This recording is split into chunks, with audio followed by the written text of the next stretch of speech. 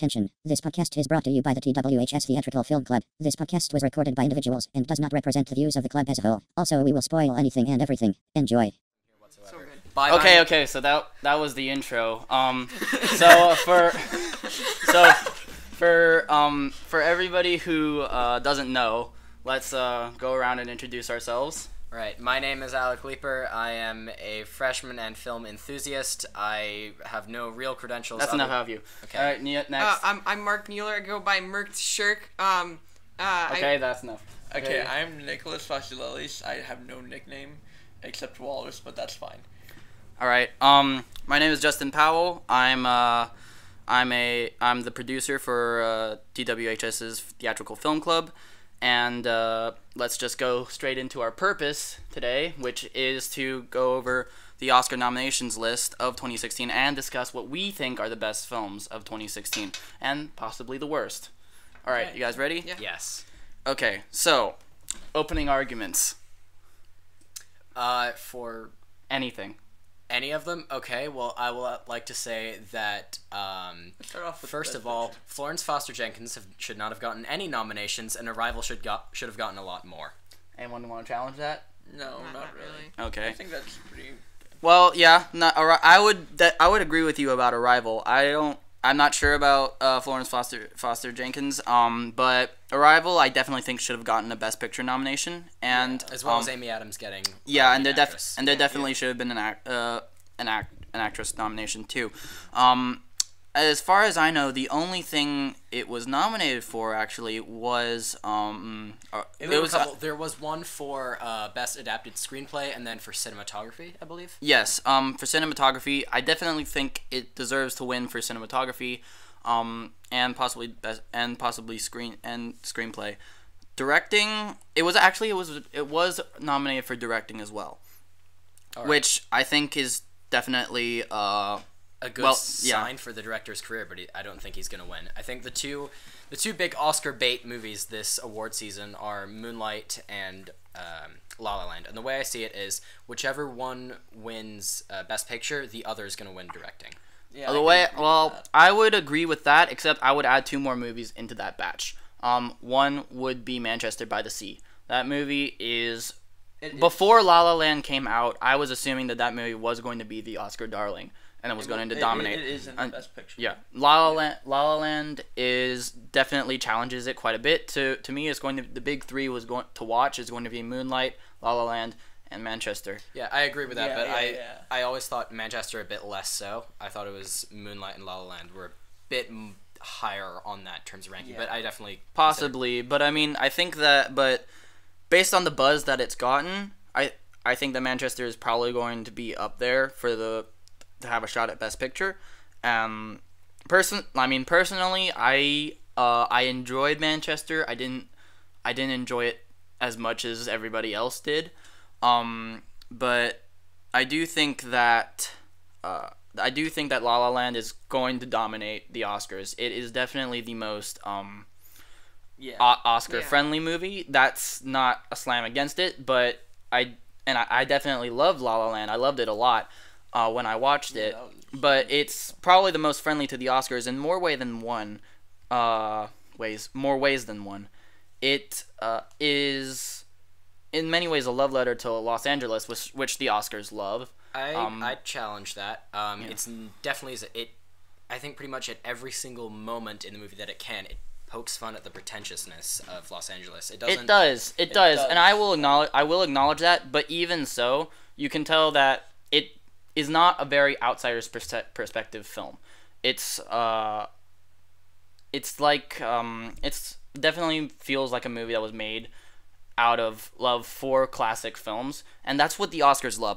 The Oscars have always loved films that are deeply in respect to the classics, and like whether that's a good thing or a bad thing, one can argue, but that's what they've always liked. They've always liked they've always liked films that are classy. They've always liked films that are respectable, with the exception of a couple of more recent years. That's why I think that La La Land is probably going to dominate at the Oscars. I think that one film that definitely challenges it in terms of there are some films that challenge it in a couple of categories. One, I think Moana challenges it in the music department. Mainly because No, I think I don't remember I don't remember the exact name of the song of the one from Moana, but I definitely think there's a lot more. Originally, when I first saw it, when I saw "Can't Stop the Feeling" on there, I felt like that was going to be the go-to choice for it. While I'm not necessarily the biggest fan of the song itself, it's out of the songs that I looked at. Out of the songs that are on that list, it's the one that really made it into mainstream music. It's the one that gets a bunch of radio play. You don't hear "City of Stars" playing on every radio station. You hear that with "Can't Stop the Feeling." But that I think about it, since La La Land does have so much hype around it, and "City of Stars" is its main song. Really, it's the one that has its piano riff is the one that plays in the back of all the really emotional scenes. While "Audition" is a really good one as well. "City of Stars" is the main song from La La Land, and it's gonna be the one. Yeah, that is true. La La Land does have two songs in the pot there, which gives it a bigger chance of winning. The Full Suit Dream or whatever it's called, like I don't think that'll win. Like I think if La La Land's gonna win, it's gonna win for "City of Stars." Yeah, when I watched the film, when I was seeing the song "Audition," I was thinking, okay, this is their shot at the Oscars. "City of Stars" I also got some of that feeling, but wasn't quite as much. The reason why I think Moana does give La La Land some challenge is mainly because the Oscars have always liked that kind of song that it is, and mainly public appeal is another factor. Not public appeal in the way of "Can't Stop the Feeling," but public appeal in the fact that everybody loves Moana for its music. A lot of people love La La Land for its music too, but Moana is the only film this year that I think challenges La La Land in terms of how much people like music. Nice. Can we just talk about that makeup and hairstyling and how it has a very interesting nomination in there, being Suicide Squad, which I would consider one of the worst movies of the year. Well, but like the hair, the makeup is like for the category that Killer Croc and stuff. for the category that's in, I can see it. I do find some humor in seeing it on the Oscar nominee list. I do, because it's definitely one of the worst movies. Because I actually had to go in and study how they messed this movie up. I saw it 3 times, so by the end of it, not even really thinking about it, I had a pretty good. Every time I watched it, I could see where there were needed to be extra scenes, where all the reshoots really came into play, and what they tried to skip over and tried to make. Maybe Suicide Squad will get both an Oscar and a Razzie for editing. They may. That would be very interesting. It does have a lot of Razzie nominations. So that would be very interesting. But I will concede that the Suicide Squad's makeup was very well done for the most part. Definitely. My one gripe with the makeup and such of Suicide Squad would have to be the look of the Joker. And I'm not sure if this is just the way they made the look of the Joker, or if it was Jared Leto's performance. Because if you ask me, Jared Leto was the best part of Suicide Squad in the same way that Eddie Redmayne was the best part of Fantastic Beasts. Well, no, in the same way that Eddie Redmayne was the best part of Jupiter Ascending. And that, okay, fair enough. Totally.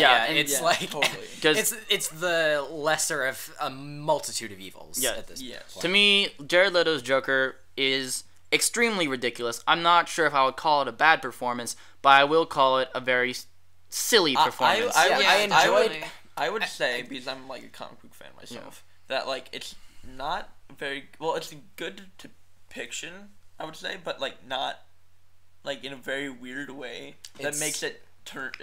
It's not necessarily very traditional and very on point with the comics. That but happened with like what's his name?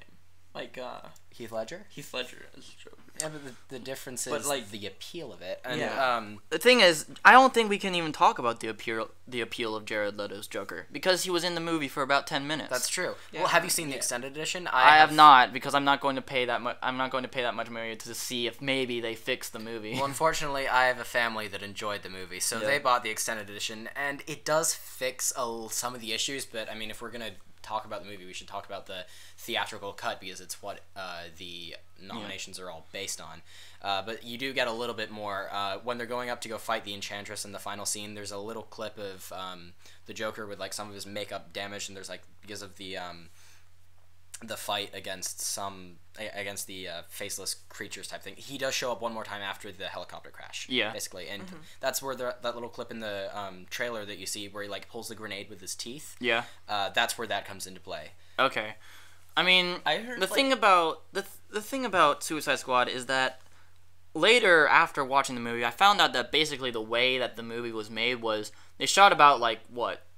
It was 203 hours of footage. Yes, and then the director basically had to go in and try and find the movie within that. Yeah. And then when he presented that cut to the studio said, "Okay, no."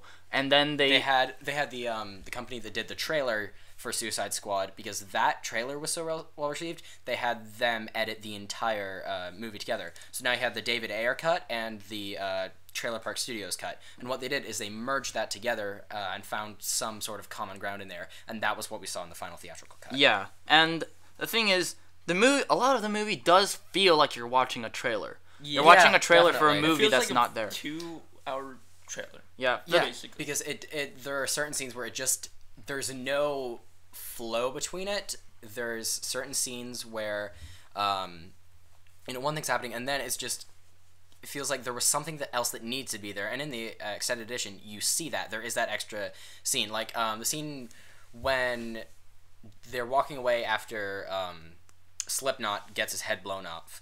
And they're walking, and when they first arrive in Midway City, and Deadshot and Harley Quinn are talking, and Harley Quinn says, like, "You're my friend, too." And then Deadshot says, "Stay evil, dollface, pass it on." I think that's what he says. Those were his lines. There's an extra scene in there where they start actually passing that message on. They start like saying "stay evil" to all the other members. There is that little bit of they do show them progressing through the city as while in that scene instead of cutting to the next part of it. Yeah, I mean, we can talk about how many scenes felt like they were missing from the film, but it also is weird because some scenes felt completely unnecessary as well.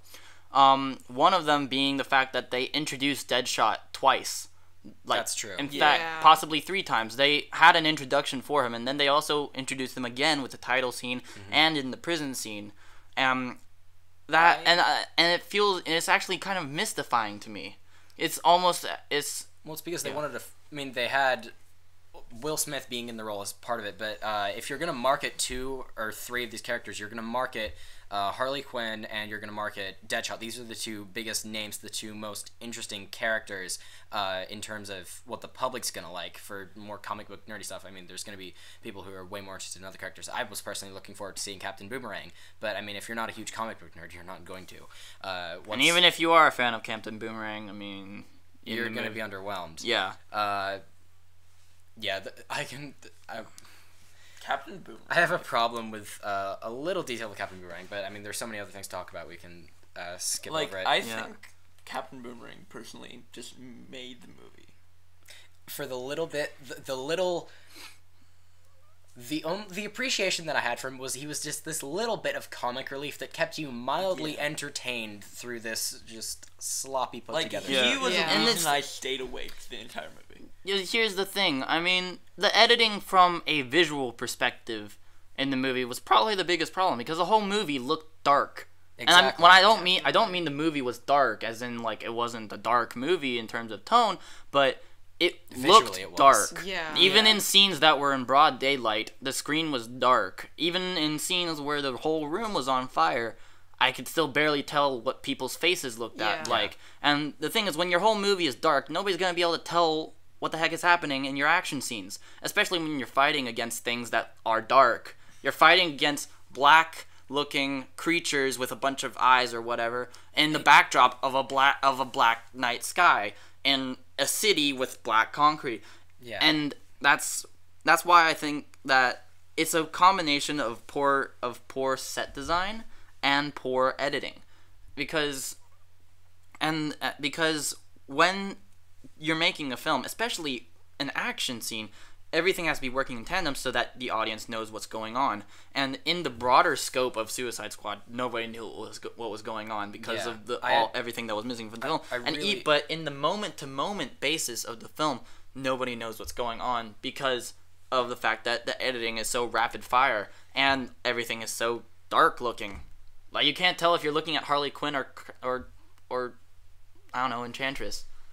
You were gonna say Killer Croc there, but then I was. That was a little bit too much of an exaggeration. But if you want to talk about really bad action editing, there's this little movie that came out just quite recently called Resident Evil: The Final Chapter. Oh, let's not talk about 2017 movies yet. Okay. Well, I mean, I assume it's still qualifies for the Oscars now. I mean, there were some that came out quite recently that were still 2017 movies that got some nominations. The reason that they still qualified is because they had limited releases in 2016. Right. Like, they would release in like a couple of theaters so that they would qualify for the Oscars, and then they would have their wide release in 2017.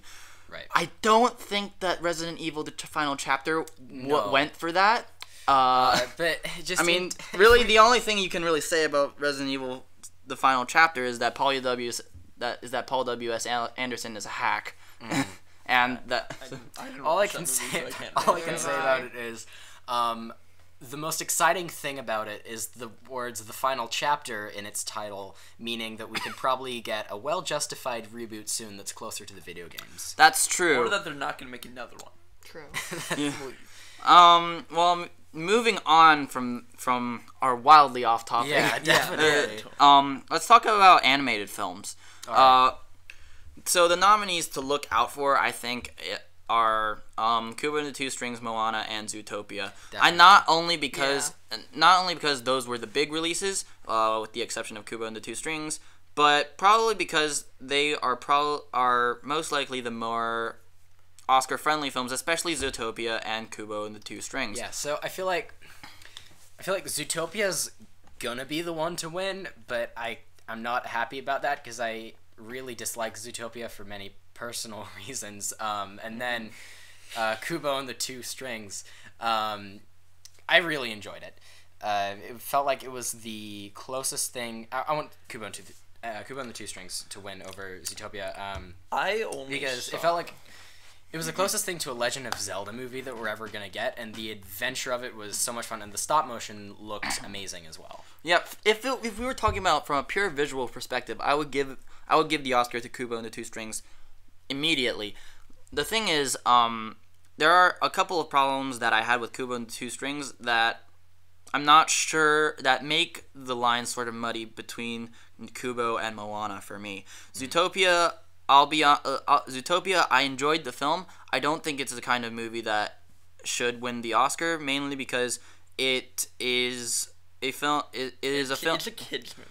Definitely. I'm not sure if I would call it a kids movie because it deals with things. Because It has like messages. It has that whole subplot of the whole predator prey sort of social commentary. Yeah, but the one problem that I had with Kubo and the Two Strings, the biggest problem, was I was very excited to hear the music in the film, but I was actually quite disappointed by the music in Kubo and the Two Strings, mainly because you only really hear Japanese-sounding music when they're actually playing the instrument. Mm-hmm. For the rest of the film, it's like pretty standard orchestral stuff. Yeah, and I've heard arguments that that's because they want the Japanese instruments to sound more distinct when they're played on the film. But I'm like, surely there are more... Like if you went for an entire score based around Japanese music, it's just going to build on the tone of the movie. It's really going to... surely there is more than one type of Japanese music. Yeah. There is surely more than one Japanese instrument. So I don't find that to be a very good excuse. I think that I feel like they paid a lot of attention to the culture and the visual stylings of Japanese culture for Kubo and the Two Strings, but they didn't go all the way with it in terms of the pure aesthetic nature of the film. The voice acting in Kubo and the Two Strings was very good, but I wouldn't call it outstanding. Moana, I would say if we're talking about voice acting, that is the winner. Ali Carvalho is was a standout performance. And I was actually kind of worried because these kinds of breakout performances, I know that they usually get a lot of critical acclaim, but like years later when you look back on them, you're like, I mean, it was their first role. It wasn't that great. But I will say that I was blown away by her performance. She did a great job. She did a great job singing. She did a great job with the emotion of the story. So I definitely think that in terms of performance, Moana won because Dwayne Johnson, I smelled what he was cooking. And Ali Carvalho did a great job. I know I'm not pronouncing her name wrong, but still, that's my favorite thing about Moana. The plot structure was a little bit generic for Moana, which is why I don't think it's going to win. But I do think that that's why it has a shot, because of those standout performances and the music, which is great, good enough to even challenge La La Land. Okay, but I only saw Zootopia and Moana, so I can't really talk about Kubo. Yeah, I didn't see Moana. I didn't get the chance to. These two saw it, but Nick fell asleep. So I fell asleep during the climax, which is like the worst part. But whatever. But it was during like the overall fight scene with the giant lava monster. I mean, it wasn't like Well, whatever. Anyway, so as I was saying though, like it made me fall asleep because it kind of got boring. Well, it might be just my That's opinion. not a good sign. Yeah, so I think Zootopia will win. Yeah. In my opinion. Yeah, I mean, I will admit, Moana kind of made this problem that the modern Disney movies have, to me, kind of clear, and that they all are good.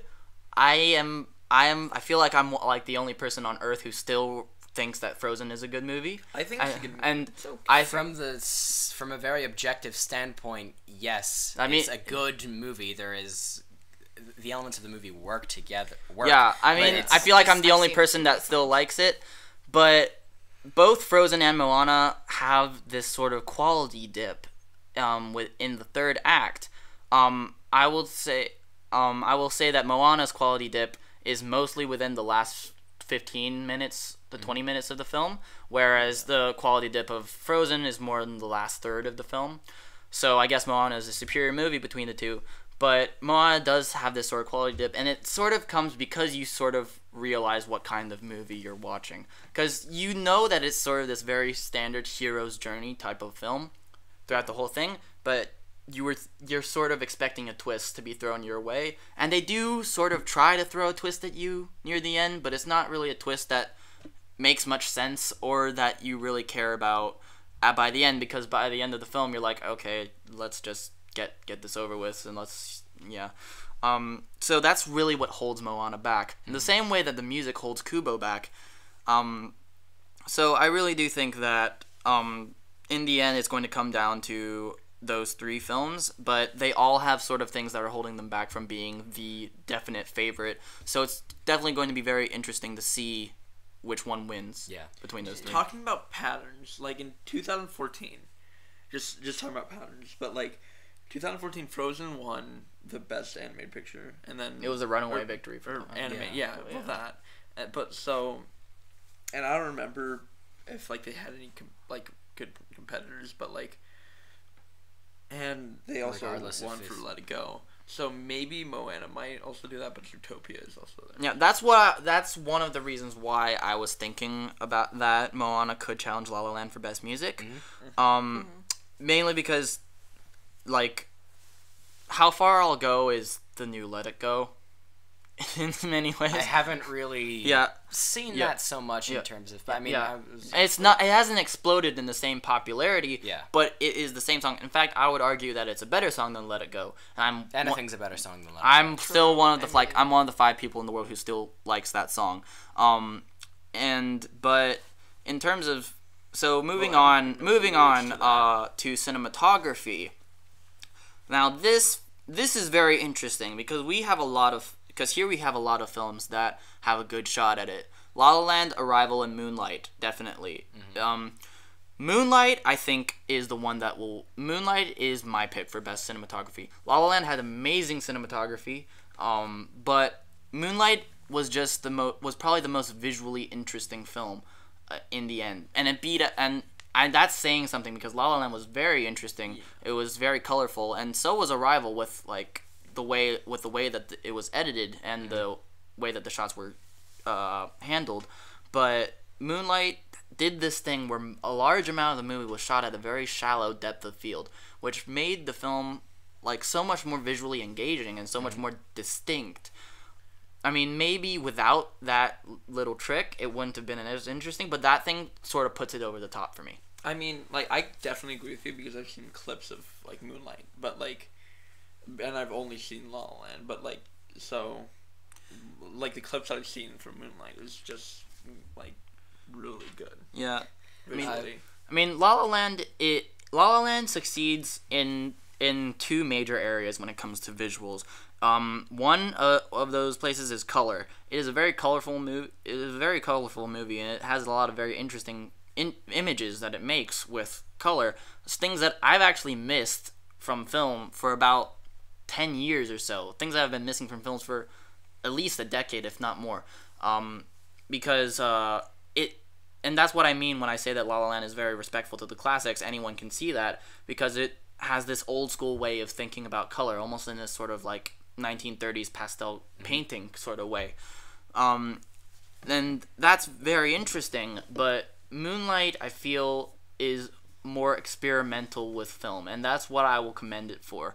La La Land looks to the past, and it draws the best aspects of the past out when it comes to cinematography, but Moonlight, I feel it advances the conversation more, and that's why I will give the win to Moonlight for me. Another thing is, like, nostalgia doesn't, like, it was very good, but, like, it felt, like, kind of nostalgic. For La La Land? Like the way that it was.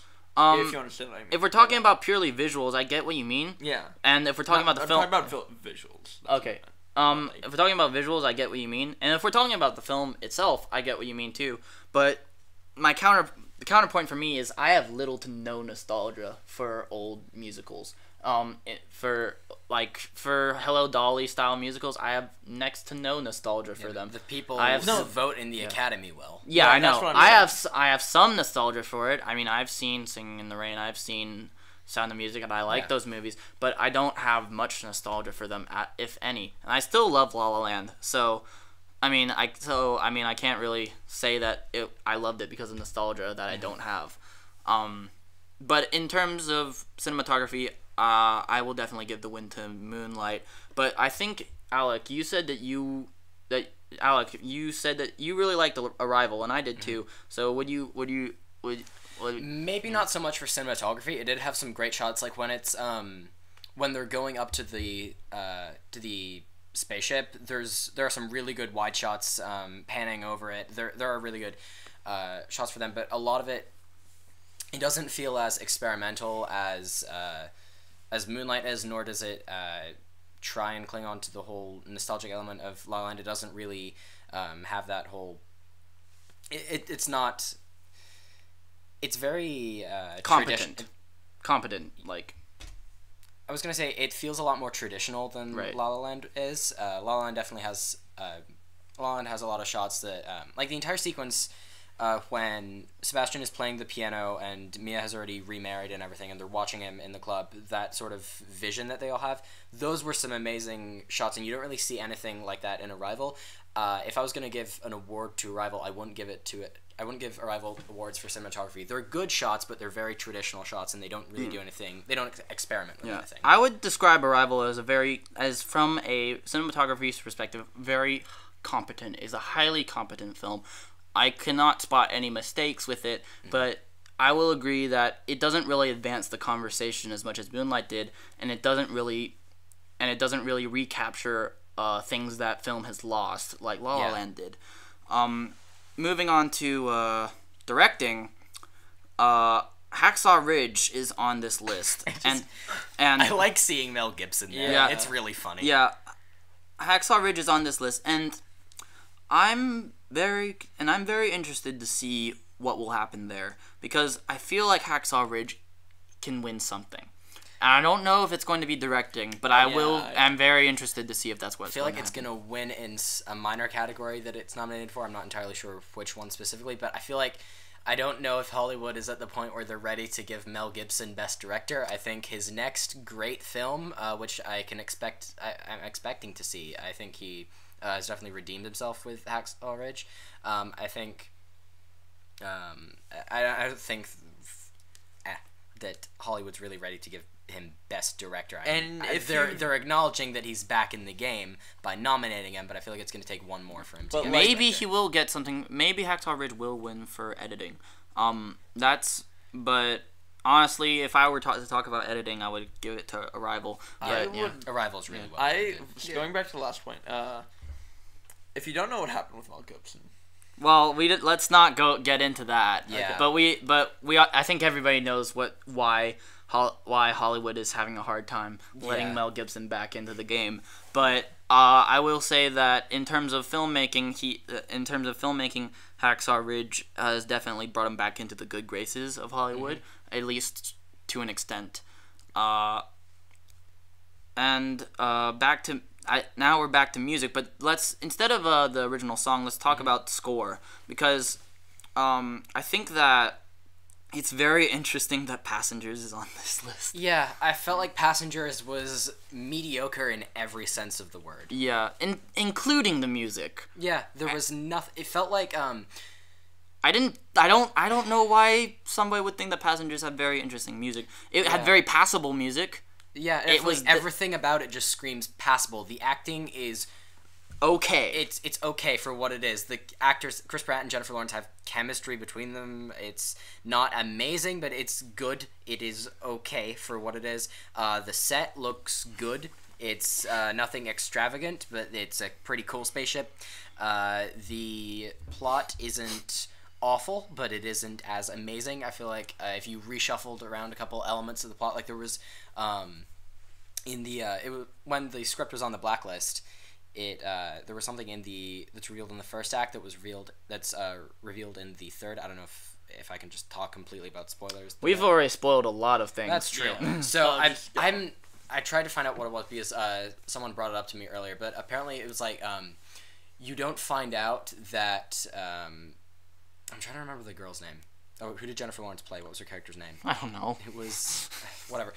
You don't find out that Chris Pratt wakes up Jennifer Lawrence until later into it. So when she finds out, it's a huge reveal to the audience as well. And that's really what holds the story back in terms of that's what makes it go from really good to just sort of all right, is you find that out as Chris Pratt's doing it. So that's what makes that kind of okay. The shots are all right. There was nothing super special about it. Just everything about it was just mediocre. So I don't know why. I mean, I feel like that's a very common consensus, that the film is just okay in every sense of the word. So I'm very interested to see why it's on the original score list for the Oscars.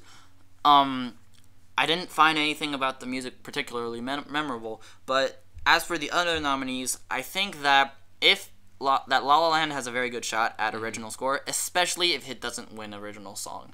If it doesn't win original song, I think it will definitely win original score. Yeah. As for the other ones, Moonlight, I don't know about that one. I feel like it probably won't win, especially if it wins something else. Yeah, I think they're just giving Moonlight, putting that in that category because it is the darling of the Oscar season at the moment. So I don't.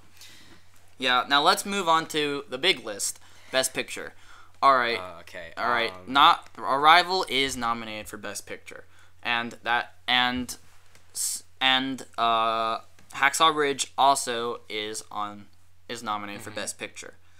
Now, the big three we've agreed is La La Land, My Interstellar by the Sea, and Moonlight.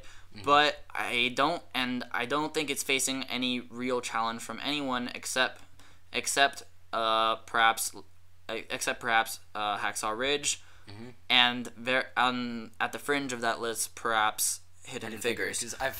I saw Hidden Figures. It is a good film. It was better than I expected it to be. I expected it to be this extremely Oscar bait movie that was just that was nothing but catering to the Oscars and going for an Oscar award. And there are elements of it that were that, but it is a very well done version of that kind of Oscar bait story, which I found surprising because the director has never really done anything before that was very notable. So for a first effort, it was a very impressive film. Does it have a shot? I think it does. Possibly, maybe not at Best Picture, maybe at Supporting Actress. Yeah, I think, There's one more in. There's someone in supporting actress that I think is definitely getting it. I believe. Yeah, if it's not lead, yeah. Viola Davis is in. For Fences, she's nominated for supporting actress, right? I'm not sure. It's either that, whichever category she's in. I think she's gonna win that when it's time she gets an Oscar. But let's go and get our best our best picks for. I'm gonna say Manchester would definitely win it if it wasn't up against La La Land and Moonlight. Those, like I said before, those three are the darlings of the Oscar season, but I feel like Manchester is just on a little bit of a lower level. It's going to be a tie between La La Land and Moonlight, and I feel like if La La Land wins, Moonlight's going to get Best Director. If Moonlight wins Best Picture, Damien Chazelle will get Best Director for La La Land. All right, for my best film of 2016, I'm going to have to say La La Land. I know it's the predictable choice, but the thing that puts it above Moonlight is just the fact that for many years now, and I know that it's possible that somebody could dispute me on this, but I feel like the Best Picture nominees for the Oscars are generally often very unfun films. Yeah. Films that are generally very somber, usually about a true story, and usually you're watching it, and yes, it strokes you intellectually, and yes, it's very pleasing to look at, but La La Land is the first Best Picture film I've seen in a long time much fun. that I actually had fun watching, and that's why it's my best film of 2016. Moonlight is very technically impressive, and it's a very great story, and I definitely think it should win for best cinematography. But in the end, La La Land is my best film of 2016. I can't really say anything about anything else because I haven't really watched a lot of movies, but I would say definitely La La Land with one of them. I'd put it between. I don't know. It's a debate that I've been having for about a month now, whether between La La Land and Arrival. But I feel like I'd give it to.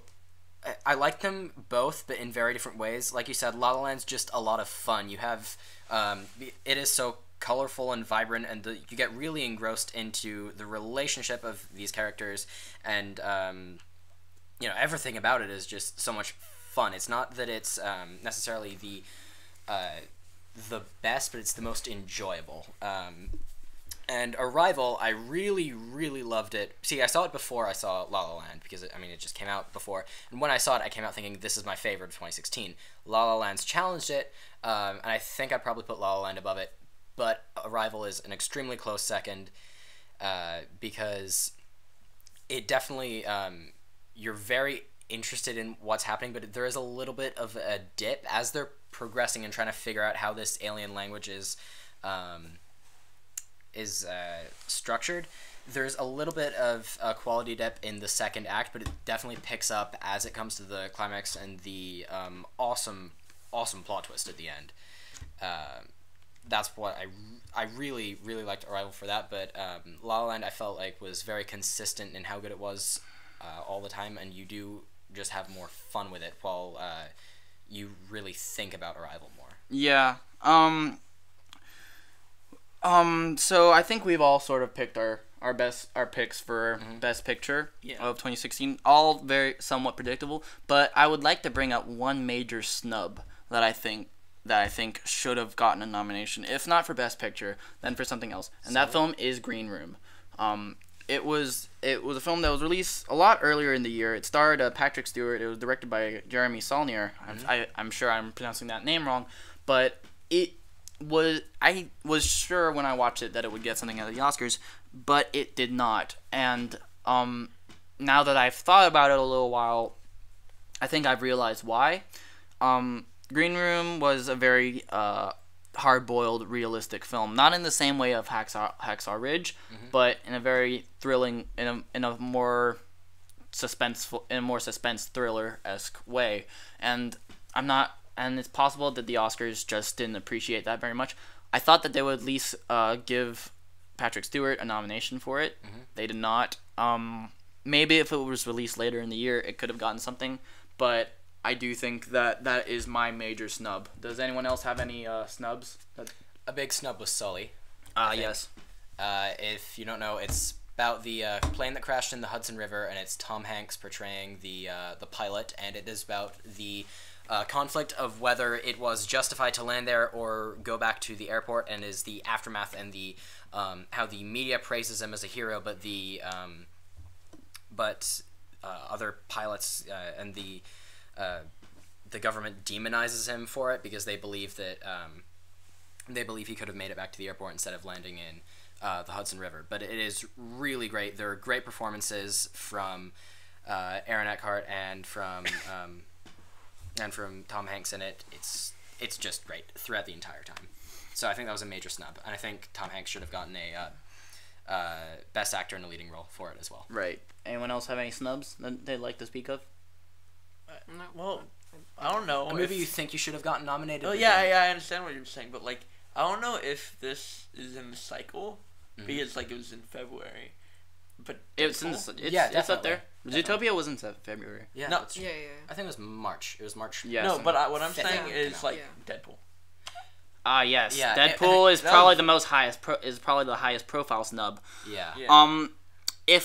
If there was a best comedy section of the Oscars, which there isn't, There then should be. Yeah, there definitely Yeah. should be. if there was a best comedy section of the Oscars, then It would win hands I believe that Deadpool would have won. I didn't see Deadpool get any. And gotten nominated for I mean, anything. I think the only other comedy that I really, really laughed hard at that I saw this year would have been that challenge. Aside from Deadpool, would have been Sausage Party, but that's just because my immature sense of humor. And Magnificent.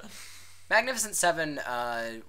I don't There were a think couple funny moments, but It is, it but was it's not. it wasn't a main comedy. Yeah, it wasn't definitely. It Now, definitely wasn't, though. Mark, we haven't heard from you what your favorite I movie. haven't seen really any of those movies. So. Well, it doesn't it have to doesn't have to necessarily be need from to the Oscar. It doesn't have to be a nominee. It was just what was your favorite thing of 2016?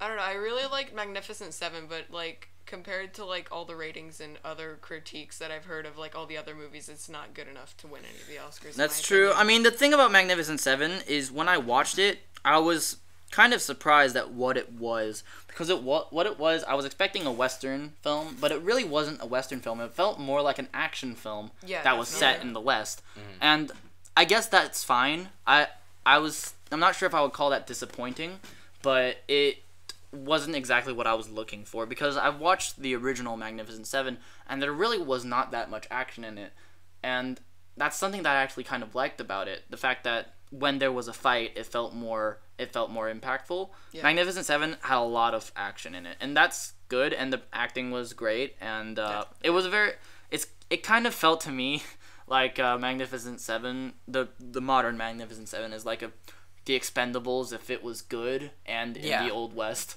I think that'd be good. And they're all, what, 20 years younger? Yeah. But I mean, like, this sort of ensemble cast of like awesome killer people. But I do think that even without the fact that Deadpool didn't have a category to really win in, that category being best comedy, I do think that it should have gotten a nomination at least for best original screenplay. Oh, yeah. And maybe even makeup and hairstyling. Well, it wouldn't be original screenplay because it's based off Deadpool. Wouldn't it be like in that? No, it would be original. It would be original because they didn't adapt it from anything. They adapted like the character from the comics, but the screenplay wasn't original screenplay. Yeah. But if not that, then I think it should have gotten something for makeup and hairstyling because of the way they transform Ryan Reynolds to make him look like as they said in the movie, an avocado that had sex with an older avocado. Oh, you just swear. Okay. Anyway, Does that count as swearing? Yeah. Okay. Whatever. All right. Anyways, as for it, also could have won for something for costume design. I do think that it deserved to win something for costume design because I really love the look of the new Deadpool costume. But I feel like we might be a year or two away from when we get a superhero film nominated for an Oscar. That is not The Dark Knight. That doesn't count. Yeah. But I feel like Civil War was definitely such a step up from other Marvel movies, but there was no real category that it really shined in that I feel like it could have been nominated. If there was a best action film category, then it could have won something. But I definitely very much enjoyed Civil War. It was probably probably one of my favorite superhero films of the year. I mean, Yeah. what's its main competition? Batman versus Superman, Suicide Well, Squad, and Doctor Deadpool. Strange. Well, Deadpool. Doctor And Strange Deadpool. wasn't bad though. Doctor Doctor Strange Strange was wasn't quite bad. good. It wasn't It too was bad. good. I mean, It wasn't in terms bad, of but all it wasn't Yeah. It got super now, great. in terms of all the Marvel movies, I'd say it's just in the middle. Yeah. Well, honestly, I would say that Doctor Strange is a bit up from your standard Marvel movie, mainly because of how visually interesting it Yeah, is. it was Definitely, Yeah. Doctor Strange is at its best when it is allowing the imaginations of the effects team to do their work. The action scenes in Doctor Strange were quite interesting, if not always comprehensible. I'm hoping that for the next one, and I'm sure there's gonna be a next one, that they pull the camera back a little bit, because there were times in Doctor Strange where I felt that the action scenes were a little bit too taken. I could okay. definitely see it. Yeah. And that was a problem that I kind of had with Captain America: The Winter Soldier 2 as well. And let me just be clear: the worst action scene in Doctor Strange and Captain America: Winter Soldier and Captain America: Civil War is still miles better than the worst action scene in Taken, because at least in those Which Taken are we talking about? any of them. Okay, fair enough. Because at least you're still getting an action scene between two characters who you can tell who is who, differently dressed characters. Yeah. But I do wish that in future Marvel films that they don't continue the trend of keeping the camera close, because superhero action is best portrayed by pulling the camera back. Yeah. And one praise I will give to Batman v Superman is that they did keep the camera pulled back. They allowed you to know where everybody is in action scenes. Of course, where they succeeded in that, Zack Snyder failed in making the action scene actually exciting. But and everything else. Yeah, but at least he was able to frame it correctly and allow everybody to see what was happening. And I know that Zack Snyder can do superhero action well. We saw him do it in Man of Steel. Man of Steel was a very flawed film, but I will argue that the action in it was quite good. And also, it's an unpopular opinion, but I think I enjoyed Watchmen a lot more than other people did. Yes, me too. From a plot perspective, I had problems with Watchmen, especially, but these were problems that I don't think anyone could really fix, unless they made it a miniseries instead of a film. Say that. Yeah. Yeah, but there are lots of little subplots that they just completely omitted, and that's why the ending didn't make as much sense as it does in the comics. But I feel like if they had to squeeze all of Watchmen into one nearly 3-hour movie, they did the best they could. They did. And I do think that it is some of Zack Snyder's best work in terms of a directing standpoint, and it's kind of why I still kind of have faith in him, even with all of his missteps recently, because I feel like Zack Snyder, he's not an untalented director. He just has a problem, the same problem that all DC films have, of not really cutting off a good ending point for his films. And because the editing for Batman v Superman and the editing for Suicide Squad were bad in different ways. But for Batman v Superman, the editing was bad in an overarching sense. There were things that were missing, and they tried to explore too many things. Well, no, they didn't try to explore too many things. They didn't try. They had too many elements in the film, and you can sort of feel that Zack Snyder is trying to play catch up with Marvel. Yeah. And I feel like it's like you're trying to squeeze all of what Marvel was able to establish just from their first phase. I think that's what they're calling it. Everything that they had in Iron Man 2, Captain America, First Avenger, Thor, Incredible Hulk, and Avengers, they had to try and squeeze all that into Man of Steel, Batman vs Superman, and then Suicide Squad was just off to the side. It didn't really... And Justice League. But I do think that even if Zack Snyder was not trying to play catch up with Marvel, he would still have this problem, because it's a problem he's always had. He always overstuffs his films, and that is his main problem as a director. He's very good at making things look nice. He can make things look nice, and he can make things exciting, even if he did in Batman v Superman. But I do think that that's why I think he still has potential. That's why I don't think that DC are stupid for giving him the reins. what they really need to do is get somebody, either a producer or an executive producer, to help him set up a start point and an end point for his films that makes it impossible for you to overstuff it. Because he was able to portray, because I do think that he has potential, because he was able to portray Batman in combat better than, I'd argue, almost any Batman film ever. The way that, because it's not just effects driven combat. He was actually able to frame Batman in combat in a very interesting way, allowing him to use his gadgets, use his martial arts in a way that was interesting, and keep the camera back. I feel like a lot of those action sequences looked like they came out of the Arkham video game series. Exactly. It was the Batman action scenes were all very well done, and that's something that's actually kind of rare today, because a lot of films have taken inspiration from Taken and decided to keep the camera close, keep the editing extremely rapid fire so nobody can tell what's going on.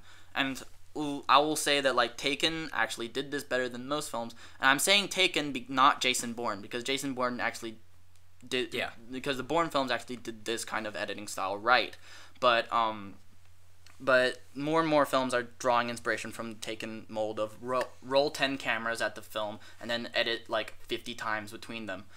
Like Resident Evil's final chapter. That's a perfect example for that kind of film. Now, once in a while, you will get a John Wick or something like that does action beautifully, perfectly, keeps the camera back, allows everybody to see what's going on.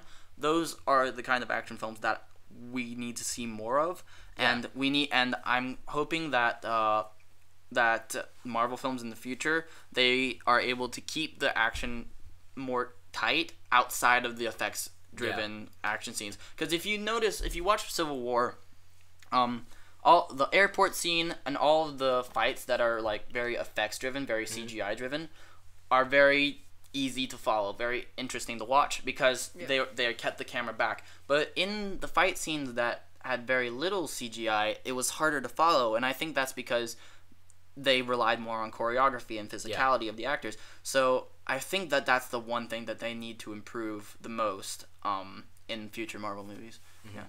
That's one of the reasons one of my most anticipated movies of 2017 is John Wick Chapter 2, which comes out February 3rd, I believe. Because John Wick did action just so well compared to I remember every film. Everything really. That's why it's such a standout at this point. Why it's regarded as really good. Not just this very generic action movie that you'd see like Liam Neeson make $1 million of. But that's the thing, though. I think that looking forward into films in 2017, I think that we have a lot. I'm very interested in seeing what John Wick Chapter 2 pulls out. And there's a lot of interesting things that are going to be happening in the superhero film world too. It's sort of like DC might have their first good one. Well, I mean, the Batman Lego movie is going to be nice. I was referring to Wonder Woman, but I do think it'll be. I do think the Batman Lego movie it'll be good. It's not going to be this absolutely amazing. It'll be like the Lego movie, how it was fun, but it's not like, it didn't have this. It's not going to be super memorable. Like, it did have great marketing afterwards, and they made a lot of money off of Lego-related products. But, I mean, if they didn't have that brand, it was just sort of like, it was an alright movie, and it was good for what it was. I love the Lego movie, and I will fight you. And I will fight you to the death if you... I'm not saying it was bad, but I'm saying it was... I mean, it was definitely enjoyable, but it wasn't as amazing. I was not going into that movie expecting anything interesting at all. Bad. I was just saying it's not good. See, I feel like it was. We had very different standpoints going into it, because when I first saw it, Lego was like my entire life. That was a huge interest of mine. I collected so many Legos at that point, so I went into it having these insane expectations for it, and I left just enjoying it. But I guess if you went in not really expecting anything interesting at all, I went into this movie expecting it to be the last gasp of air of a dying brand. Right. and it was a fantastic film, possibly the best animated film of that year. So I'm going to. Well, what else came out that year? What year Frozen. was it? Oh yeah. Okay. The only other notable film I think was Frozen. All right, was it 2013? That it came out? 2014. 2014. Oh yeah. I think Frozen came out 2013 though. No, but like it's in I don't. Oscars of 2014. Okay. Yeah. So I don't really know. I don't think there were many other notable animated films that came out that year.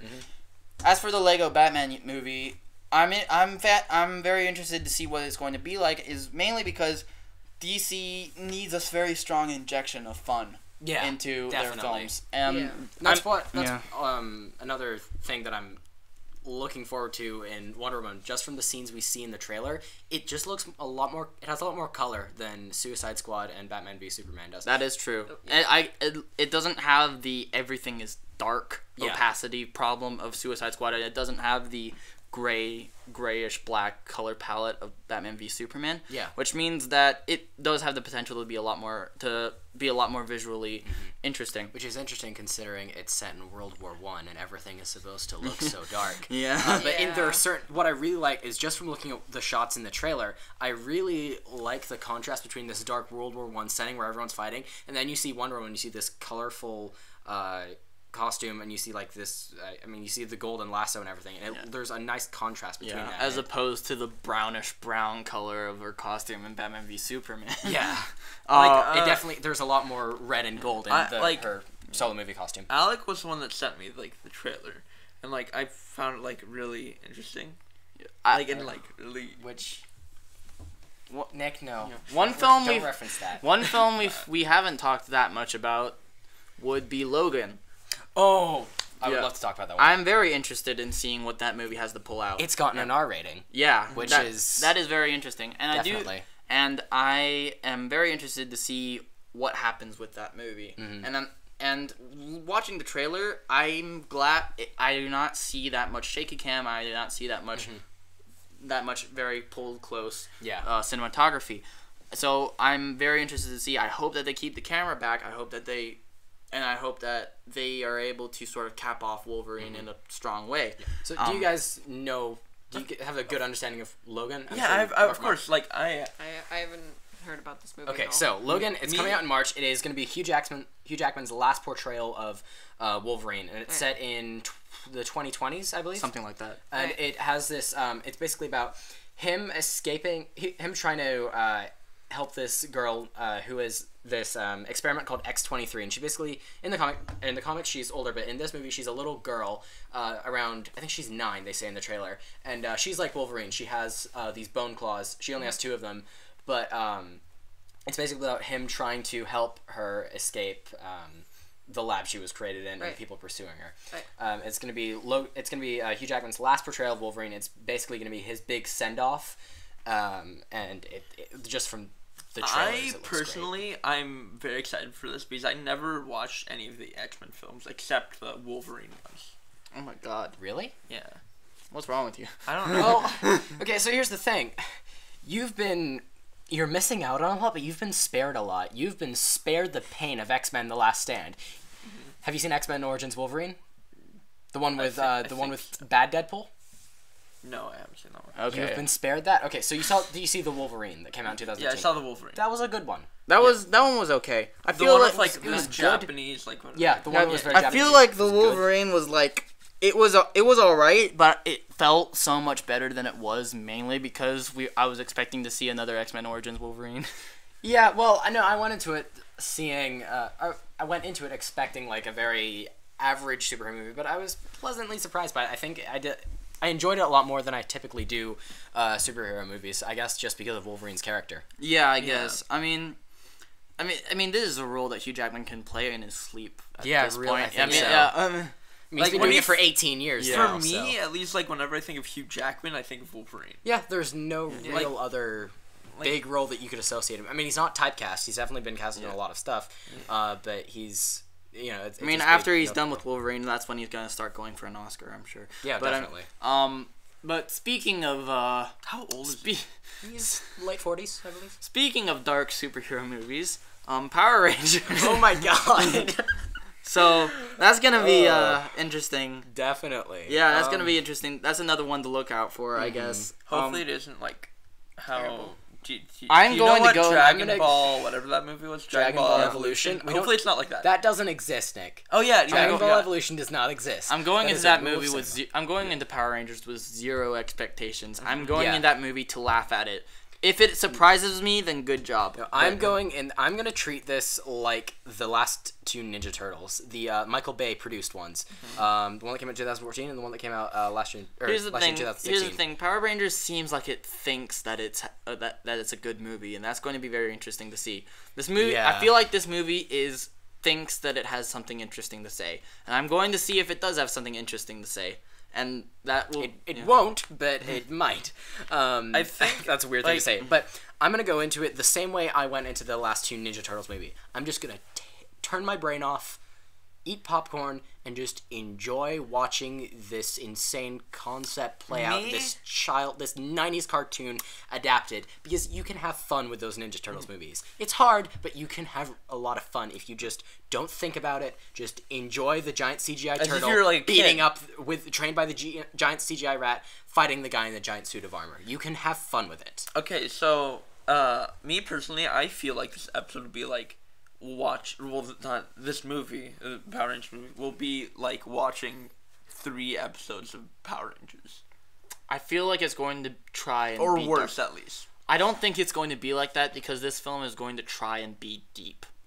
And that's going to be interesting. This movie is going to try and take itself seriously. I definitely rather want it to be the Power, like just 3 episodes of Power. I feel like it can learn whatever. It can learn a lot from the past Ninja Turtles movie. I think it's gonna have, if it does get a sequel, is I feel like it's gonna be successful at box office, so it's probably gonna end up get a sequel. I'm gonna definitely watch it. It's gonna mirror what Ninja Turtles did. It's not gonna learn from it, but it's gonna mirror it. Because what Ninja Turtles did was, it would try to take itself too seriously in the first one, and then they realized, hey, we're Ninja Turtles. We need to just be fun popcorn flicks.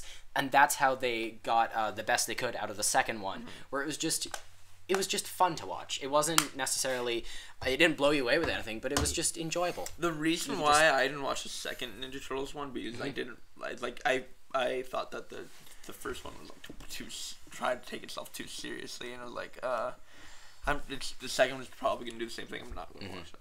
All right. But apparently I'm wrong. All right, and on that note, we should probably start to wrap up. All right. Okay. So thank you for listening, if you've been listening. And this podcast will return every month with a new cast on a rotation of 4 different people every month with a new topic. The next topic, well, you'll just have to stay tuned and see. Follow us on Facebook and Twitter and Instagram, and stay tuned for the next episode. Bye. Have a nice day. Bye. Tacos.